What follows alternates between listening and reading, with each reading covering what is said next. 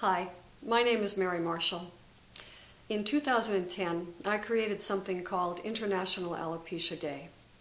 It started small, but it's growing every year. In 2013, we had 105 people in 23 countries participate by taking photographs of themselves on the first Saturday of August, International Alopecia Day, and send the photos in to be part of the annual YouTube video. What are the goals of International Alopecia Day? Well, one goal is to celebrate who we are, to have some fun, to get together with some people who share this journey, and that's what it is. So some people have had things like a pool party for kids and adults, or a picnic in a park, or a walk in a public place with some signs to raise awareness about alopecia, or a table in a mall to talk to people and hand out information. Or some people just have a party with friends on lunch or dinner somewhere, or just take a bald selfie. Whatever you want to do, it's part of knowing that you're not alone when you know that other people all around the world are celebrating the day. Now, I know that some people don't feel that there's much to celebrate about losing your hair.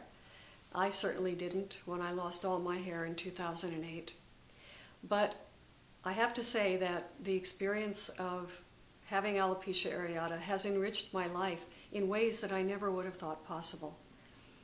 And I honestly am more confident in myself as a woman and as a person than I was before this happened. So go figure, but it's true.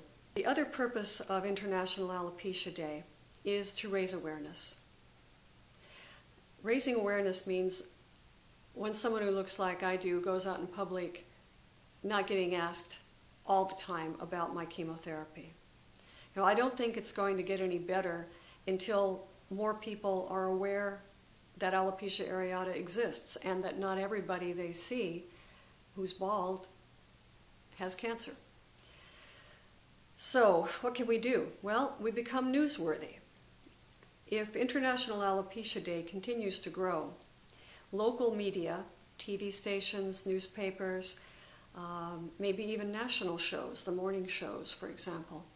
And if you approach your local news and you say, well, this is a worldwide event, last year it had X number of countries participating, so last year, speaking in 2014, it had 23 countries, you tell them that, and then they suddenly realize that this might be something they might want to report on. And maybe you're having a party or a public event, they might want to come cover that or interview you. Now, if you're not interested in doing that sort of thing, that's fine. But I think that it benefits us all for more people in the non-alopecia community to know about it. The important thing about the photographs to remember is that you should make them fairly large. In other words, if you take a picture with a cell phone, it's probably going to be blurry in the video. So be sure that you take a fairly large file. If you can have a landmark or something typical of where you live behind you in the picture, that's great.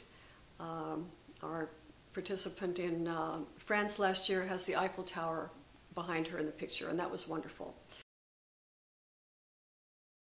I've had people send me photos that were taken clearly in a studio at some time, or they were the photo they'd been using as their Facebook photo for a while, or they clearly were taken at a different time of the year.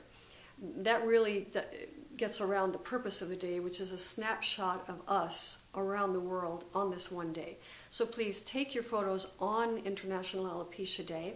Another thing I ask people to do is make a sign.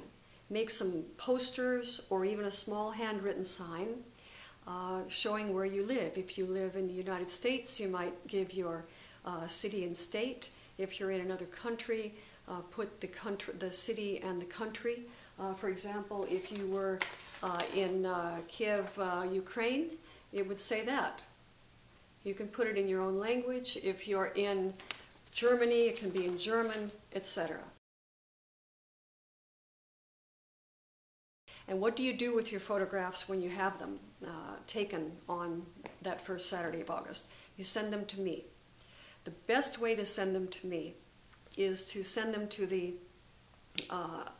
email address I'm putting on the screen, and that is internationalalopeciaday@gmail.com. That's the most certain way to get your photo in my annual video. Other people have posted them on the Facebook International Alopecia Day group. It's fine to share them there, although I kind of like to keep them as a surprise for the video, but people want to share them, and that's fine. But if you post it there, please also send it to my Gmail address, because I might miss you. If you haven't joined the Facebook group, by the way, please do. It's become not just a place to share the pictures from the annual event, but people are sharing their stories and their feelings and interesting news items or photos year-round. So it's become a real fun place. Whatever you decide to do on International Alopecia Day, get out and make it fun. Some people use the day as the first day they go out in public bald. You don't have to be bald, by the way, on International Alopecia Day photos. You can be wearing a wig or a hat or your scarf or whatever you're comfortable in. But some people have used it as sort of a coming out day. Some people have used it as a day to really celebrate an occasion. There was a young boy who was bald, whose mother made a cake for him. He asked her to make a cake on International Alopecia Day to celebrate, and that made me cry. I mean, it was amazing to me that it was bringing that kind of happiness to somebody.